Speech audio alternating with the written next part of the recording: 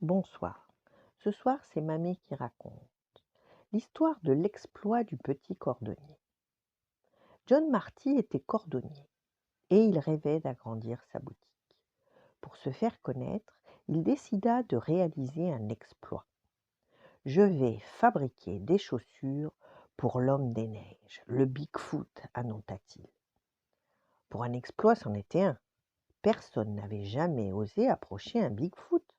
Cette créature mi-homme, mi-singe qui vivait dans la montagne. Ses outils sur le dos, John partit à l'aventure. Après plusieurs jours d'escalade, il découvrit enfin une empreinte de pied dans la neige. Elle était si grande qu'il en eut la chair de poule. Il pensa rebrousser chemin, mais il rassembla tout son courage et suivit les traces dans la neige. Quelques heures plus tard, il tomba nez à nez avec le Bigfoot. La créature était immense et incroyablement poilue. Dans le silence de la montagne, on entendit soudain les dents de John claquer de peur. Mais le Yéti ne, ne lui fit aucun mal. Il le regarda avec étonnement, puis continua son chemin. « Attendez !» hurla le brave cordonnier en retrouvant ses esprits. « Je dois faire un exploit, moi !» Bigfoot se retourna et l'observa de plus près. « Il faut que je me fasse connaître, » continua John. « J'ai dit que j'allais vous faire des chaussures, ça me fera de la publicité. Montrez-moi vos pieds. » Bigfoot ne comprenait pas ce que racontait John, mais il s'amusait beaucoup à le voir gesticuler dans tous les sens.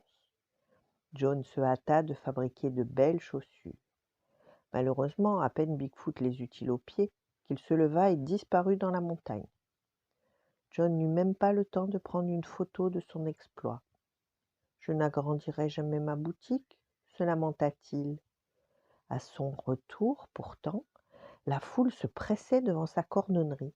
Tout le monde criait « Bravo, bravo, quel exploit !» Devant la mine ahurie de John, on lui tendit une photo prise dans la montagne.